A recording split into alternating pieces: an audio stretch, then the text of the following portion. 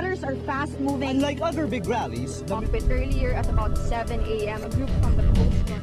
Welcome to #PHVote 2013. Today on Rappler. On day 6, some survivors of Typhoon Haiyan still wait for aid. In Giwan Islands, 4 barangays have no food for days.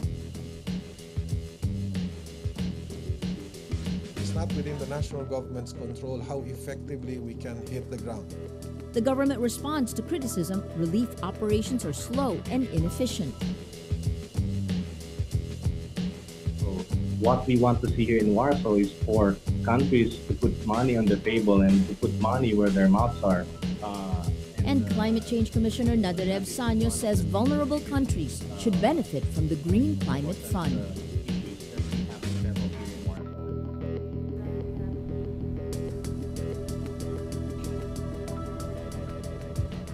Hello, I'm Maria Ressa. Welcome to Rappler, your social news network. It's now day 6 after Typhoon Yolanda, international name Haiyan. The official death toll is at 2,357. At least 3,853 people are injured and 77 remain missing. A far contrast to the Red Cross estimate of about 20,000 missing. There's growing criticism. Government response is slow and inefficient. In some areas, survivors wait days to receive food and water. The furthest islands in Giwan, eastern Samar, are without food for at least 4 days. With all their boats damaged by Super Typhoon Yolanda, locals are still totally cut off from Giwan town proper and much needed aid.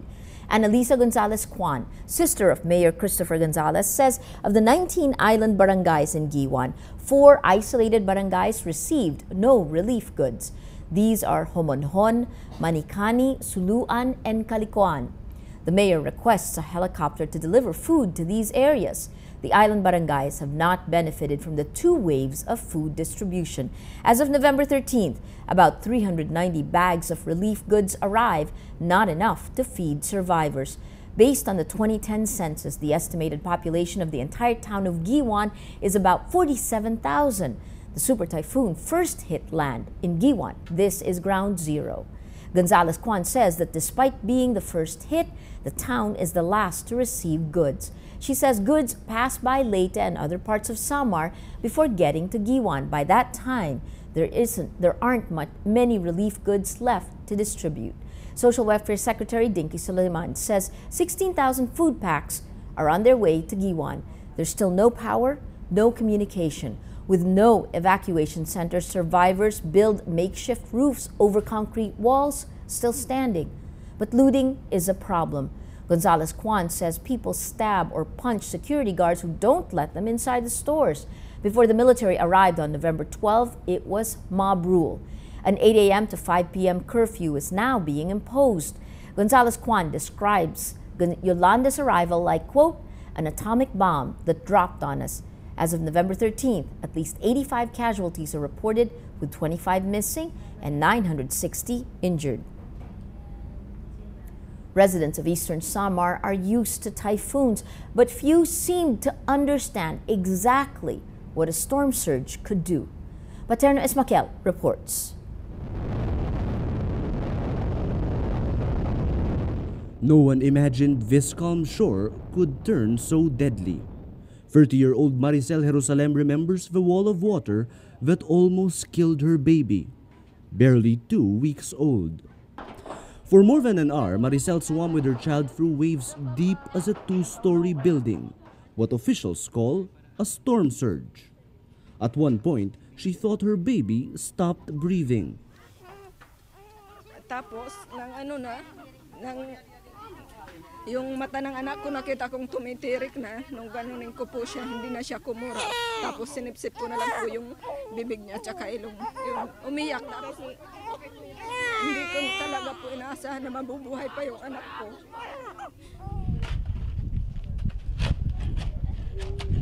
Like Maricel, hundreds were unprepared.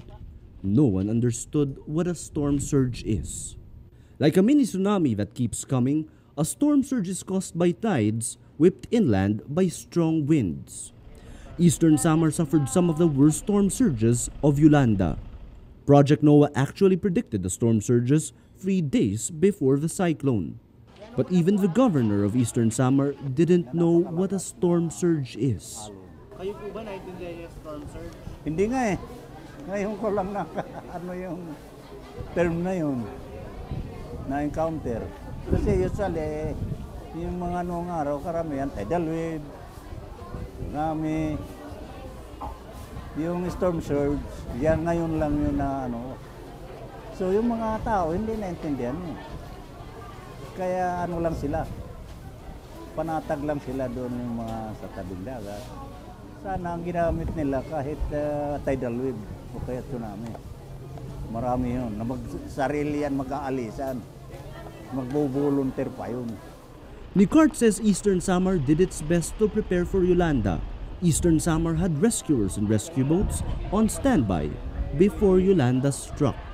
Up to 47,000 Eastern Samar residents evacuated their homes. Still, government data show at least 172 of the 2,357 killed came from Eastern Samar. Nicart says government could only do so much. Ako hindi naman magyayabang. Talagang hindi mo mahandaan yan ng sapat ng ganong klase. Ng ano. Tsaka hindi inaasahan na ang tubig dagat ang ano doon sa mga bayan-bayan. Kaya usually, yung mga bagyo dito sa atin, sa amin, more on ulan. So, ang pinaghahandaan yung mga ilog. Yung mga nakatira sa tabing ilog at saka yung nakatira sa mga bukid-bukid. Yun ang pinaalis. Yung sa tabing dagat, hindi inaasahan yun. Another problem, reaching the survivors. The lack of cell phone signals paralyzed the provincial capital. Damaged roads prevented officials from reaching affected areas. It took 2 days just to assess the damage in Giwan, ground zero for Yolanda, the first place it hit land. Yolanda exposed the weaknesses in disaster preparedness. People need to understand the danger. It begins with getting the right information. Paterno Makel Rappler, Eastern Samar. Defense Secretary Voltaire Gazmin says relief goods will reach 40 towns in Leyte by Thursday. The province, which has 40 municipalities and 3 cities, is the worst hit by Typhoon Yolanda. In this province alone, at least 1,785 people are killed. In the aftermath of the typhoon, rampant looting became a problem as survivors scour for food and supplies. Additional police and military were deployed after local officials asked for help restoring peace and order. Gazmin says the army has 1,200 troops in the city, while the police brought in about 800. He adds the military is, quote, in full control of the security problem in Tacloban. United Nations Humanitarian Chief Valerie Amos says aid must reach survivors faster. There's growing criticism that help is taking too long to arrive in many areas devastated by the typhoon. Bodies still litter the streets of Tacloban, while others lie in body bags waiting for mass burials. Thousands of desperate survivors fight to get flights out of a city where clean drinking water is running out. Many have no shelter. Amos says the situation is dismal. People are extremely desperate for help. Malacanang responds to criticism of slow relief operations, citing challenges in distribution. On Wednesday, Cabinet Secretary Rene Almendras admits the government needs help, but also defends its efforts to speed up distribution of aid. There are places which are very remote, which we need to know of so that we can reach them. It is not within the national government's control how effectively we can hit the ground. To speed up relief operations, distribution centers are set up in Ormoc City and Tacloban City in Leyte and in Giwan in Eastern Samar. A day after CNN called out the Philippine government for its slow relief effort, Interior Secretary Mar Roxas tells the network, quote, no response will be good enough. In an interview with CNN's Andrew Stevens in Tacloban City, Roxas addresses criticism the government response was ineffective and inefficient. Roxas says the, quote, entire force of the government is looking after the survivors. Stevens says the government knew beforehand that the biggest storm was coming, but based on his own assessments, the relief effort, quote, did not happen quickly enough. Roxas says local governments are the first responders, but the force of the typhoon crippled even the response capabilities of local officials. At one point, Stevens comments, surely you need to override bureaucracy in this situation. In a separate segment on CNN, Anderson Cooper and Paula Hancock discuss Roxas's reported reaction to a supposed tweet from Cooper. Hancock says Roxas was upset by a tweet Cooper supposedly posted that there seemed to be no government presence in Tacloban. Cooper says he meant there was no organized, large-scale effort seen in the affected areas. Earlier in her radio program, Roxas's wife, ABS-CBN anchor Katerina Sanchez, said Cooper didn't know what he was saying.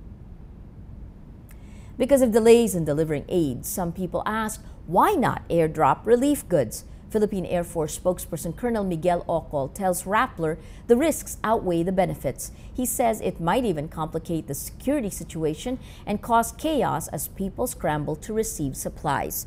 In the aftermath of the super typhoon, widespread looting became a problem in Tacloban City and other areas. Locals report house break-ins and robberies. Survivors still need more food and supplies like rice, mineral water, canned goods, noodles, and biscuits. They also need clothes, blankets, toiletries, and medicines. Rappler is compiling and updating a list of relief efforts here and abroad. Overseas Filipino communities across the globe are also organizing fundraisers and other relief initiatives to help survivors.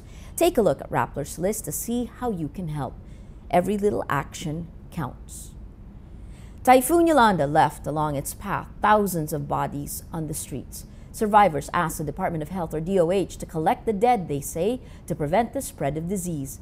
DOH Undersecretary Ted Erbosa says until the bodies are identified, burial must wait. Erbosa says there is no closure. We have to assist so survivors can find their relatives.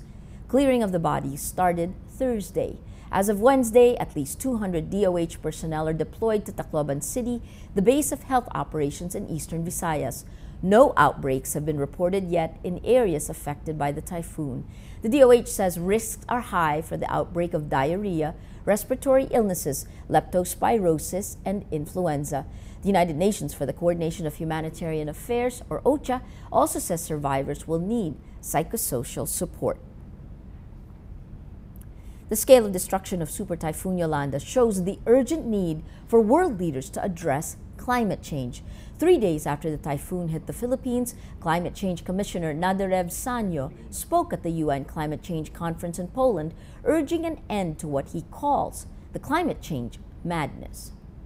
Because we believe, and this is also based on science, that climate change will be aggravating all of these extreme events and also increasing the potential for more intense typhoons.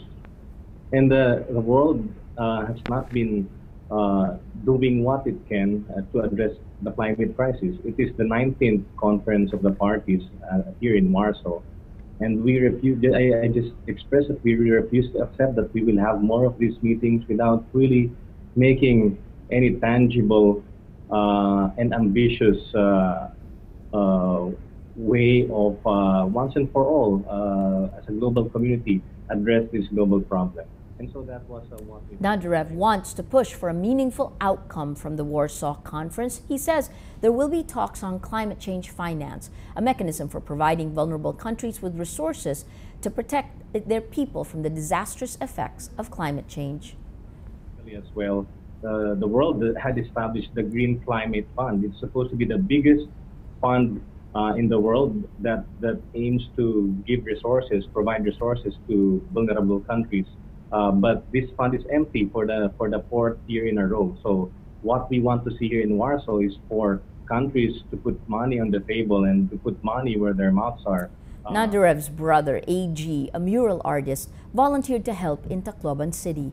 In the aftermath of Yolanda, AG describes the state of the city as, quote, anarchy and chaos, with rampant looting and debris and bodies on the streets. AG volunteered to help clear the streets of corpses. I volunteered for the retrieval, but after 3 days I couldn't. Sorry to say, but I couldn't take it anymore. I've been seeing dead bodies, and during the third day, that was when I found out that the friend who I went to see in Tacloban was killed along with his dad, with his wife and his little baby. So every time I see a body of a dead baby, a dead kid, it would break my heart and really wish that it wasn't the kid of my friend. As aid begins to reach survivors, AG praises the tireless volunteers helping at the disaster zones and encourages more people to help. But he says people should find a way to help from their homes. Closely. So the thing is, it's really hard to work while you're in shock. I'd like to commend the people and to give tribute to the people who have been volunteering, who have been working tirelessly with the operations. We have a lot more barangays in the outskirts that have not been reached. The government must at least do something or devise a plan just to show up. There's what we call the Ministry of Presence. Just be there. Just if you have facts. Moving on to other news, some 300 Filipinos set up camps outside the Philippine consulate in Jeddah, Saudi Arabia for weeks, waiting for documents and help to leave the country as a crackdown on illegal migrants intensifies.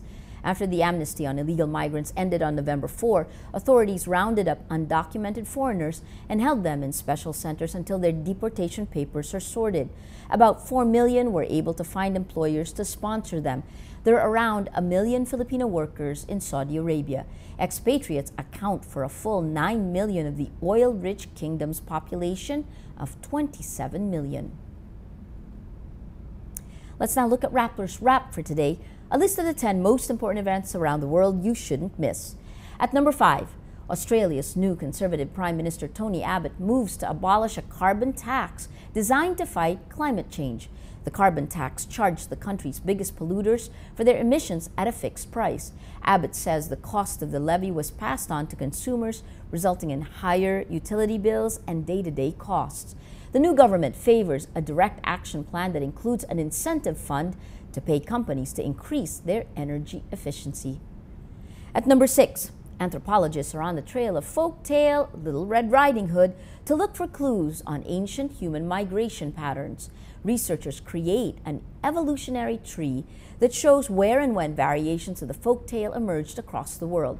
Anthropologists look at variables like the main character's gender, whether the villain was a wolf or tiger, what tricks were used, and whether the story ends happily or not.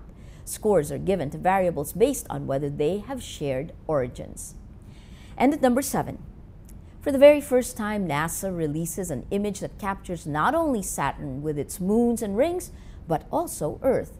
The Cassini-Huygens spacecraft gets a snapshot of the two planets on July 19th when Saturn blocked the Sun. It's a rare treat because with the Sun so close to Earth, targeting an image of it would damage the sensors of the spacecraft. NASA's photo shows 4 planets: Saturn, Earth, Venus, and Mars. The first image that all 4 planets are visible. For the full top 10, visit Rappler.com's The Wrap. Every story on Rappler has a mood meter which gives you 8 emotions to choose from. Click how you feel and your vote comes down to the mood navigator in the middle of the front page. That crowdsources the mood of the day. It also gives you the top 10 stories that have gotten the most number of votes on the mood meter. If you take a look, these 10 stories have affected our viewers and our readers the most. The story, of course, that still takes all of these 10 bubbles are all Typhoon Haiyan.